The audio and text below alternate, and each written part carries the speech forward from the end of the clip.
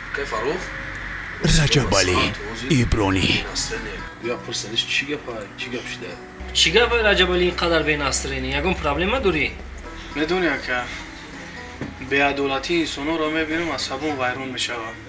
همین سهر اشخونه زفتر کردن رفتم یک برادر را دیدم مقصد دیگه قطعی همو افیسان کرد یک خیلی مصیبت کرده است یک خیلی رفتار کرده است خیلی کو بیچاره. السلام علیکم. و علیکم السلام. در همین چه خونه با اجاره میدهند؟ بله بله. با من اجاره لازم بود یک خونه‌گاه. داریم اپا جون. ارزشش از 1,500 سومونی تا 10,000 سومونی است. چند نفر زندگی میکنی شما؟ من تنها زندگی میکنم. برای من از همین 500 600 سومون باشد. از وی بالا نمیتوانم. 500 سومون میگم. 500 600 سومون میگم. که فاروق مورا یک روزه شرناممون 500 سومونه یک روزه شرناممون بی گفته سه در یک ماه ما 500 600 سومون از اون همه متاسفانه اپا جون چنونه که مهربان گفت 500 سومون یک روزه شرنامه ما است یگان کمک کردن نمیتوانیم.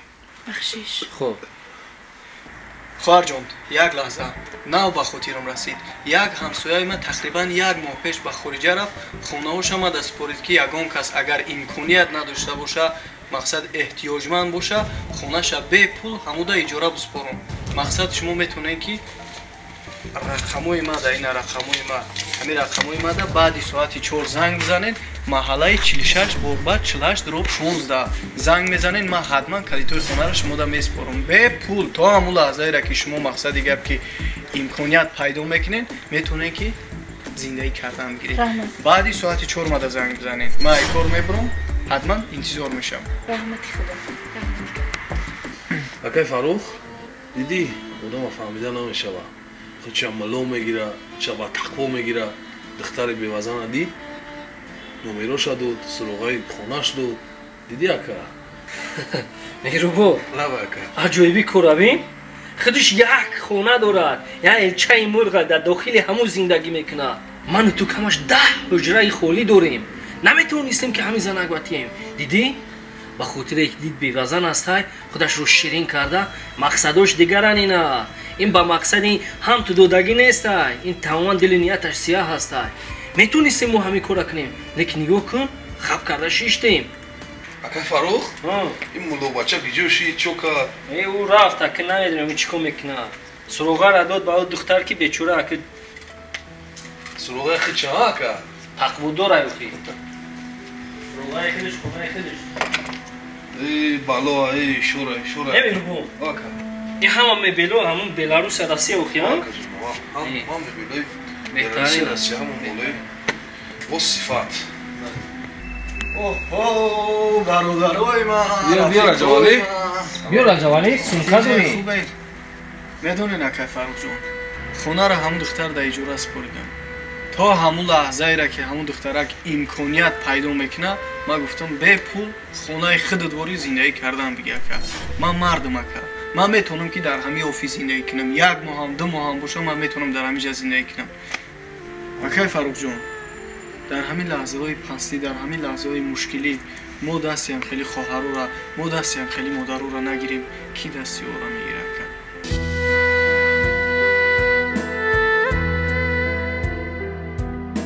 رجبالی ایبرانی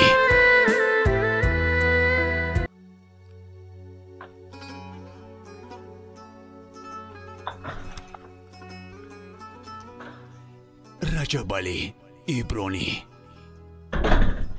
مریم بچه لابا بیا بچه. سلام علیکم بچه جان. السلام علیکم. بچه جان بخیره دختر زموندگی خودتون وانه شدستین خودتون کار بار کردستین بخیره بچم خواستم هم جای تازه کنم. مریم چکو میکنه؟ مریم میکنه بعدی کارو چه؟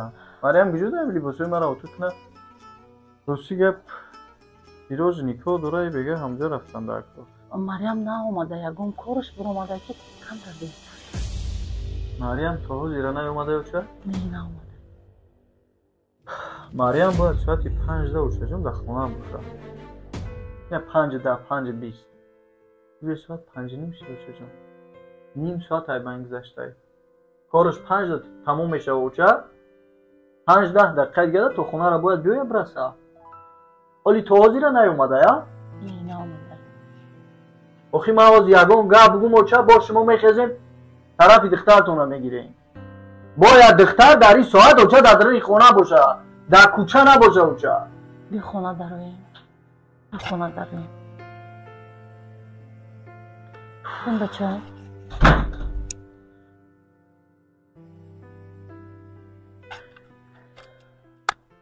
اوچه جان، من شما را نگفتم که همین دختره نه کار کردنش در کارای، نه پولش در کارای، نه همین خونه بر اومدنش در کارای. در همین خونه چی نمیرسه که اوچه اجازت دادن که کار کنه. من گفتم من راضی نیستم برای کار کردنش، در کار نیست. من همه چی را تامین کردگیم، همه چی را آوردگیم اوچه. خودم ایسر تو بگرم میچم کار میکنم اینت میکنم که همه شرایط شما مهیا باشه اوچه. ای دخترت باشه گفتی کارش مون چند قای بگذشت اوچه. من گفتم هم طرف کار کنه جهان بینیش وسیع شود، عصباش آرام شود. دمی خونه مدام زهر میگیره بچه، زهر آدم میگیره. اوچه جان انمی مایده اینه امروز که نیم ساعت دیر کرد اگه 1 ساعت دیر میکنه، روزی دیگه 5 ساعت دیر میکنه، بعد بود 1 روز 2 روز خونه نمیویه اوچه. امی همه چی هم خیلی ذره عاقبت دریا میشوه، عاقبت بلا میشوه، عاقبت دردی سر میشوه اوچه. از اینا گپ زنم شما همه خفه میشین، میگه که دختری مرا گپ میزنی. او دختری با پدر مادر، دختری با ناموس، دختری که مثالی گپ که آبروی پدر مادرش فکر میکنه، آبروی برادرش فکر میکنه، آبروی خانواده‌اش فکر میکنه. بعد کار اوچه ساعتی 5 داده بیرون چیکار میکنه؟ در کوچه چیکار میکنه اوچه؟ من این اجازتش دادم که کار کنه. و بعد کارش چی بنیست اوچه در خونه؟ چی بنیست؟ کجا دای؟ بچم اینا آمد به فکرم. سلام شیجه به خاطر سخن مادر، به خاطر نرنجیدن مادر، الان که من نه به کاریت، نه به پولیت، نه به مهنتی که احتیاج ندارم، ترا اجازه دادم به خاطر مادر که کار کنی. اتت آرام که آدمگاری بر اومدی ها؟ ساعتی چند کار بود میکنی؟ ساعت 5.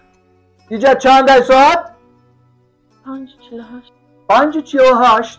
تو باید ساعت چند کار میبر اومدی؟ ساعتی 5 ها؟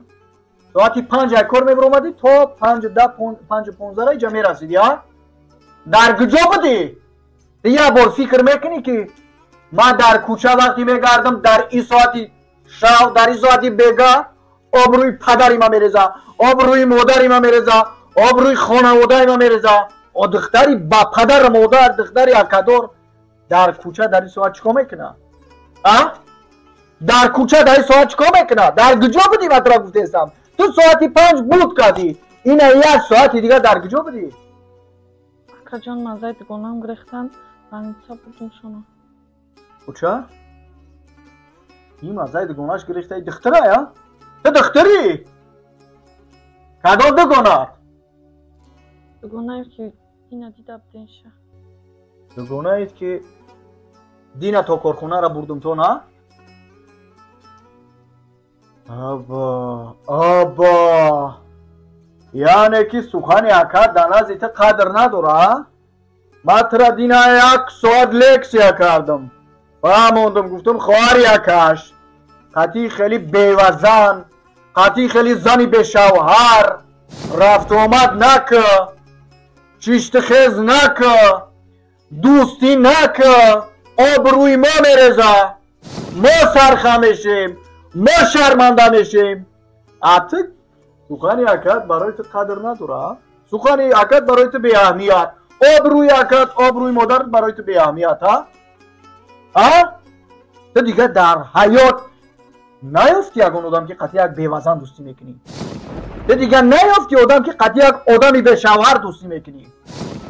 بچم هر چی که به دهان و داماد گفتن میگیری، خداوند تو دهان و زبان داد، چیزی که خواستی همه گپا گفتن میگیری.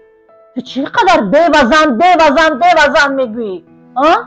تو چی بدر بیوزن دیدی؟ تو چقدر طعنه میکنی؟ کیم من مادری که من بیوزنم؟ من با بیوزنیم هر دوی شما را کلان کردم. تو در رو برای من بیوزن میگویی؟ تو مرا بیوزن میگویی؟ در کوچه مرا چی میگویند؟ در کوچه مرا چی میگویند؟ تو فراموش نکن اکثر این بیوزن ها از هزاران مردها دیده مردترند، چون که بالای ضعیف بودنشان، بالای بیچاره بودنشان، بالای بدبخت بودنشان، بالای تنها بودنشان چندین فرزندای کلان کردند، چندین فرزندای تربیه کردند، چندین فرزندای خوراندن و پوشاندند. لیکن با مثل شما برای نامردها آبروی خودشانه، ناموس خودشانه، زن و فرزند خودشانه در کوچه نپرتفتند، محتاج در هر مرد و نامرد نکردند.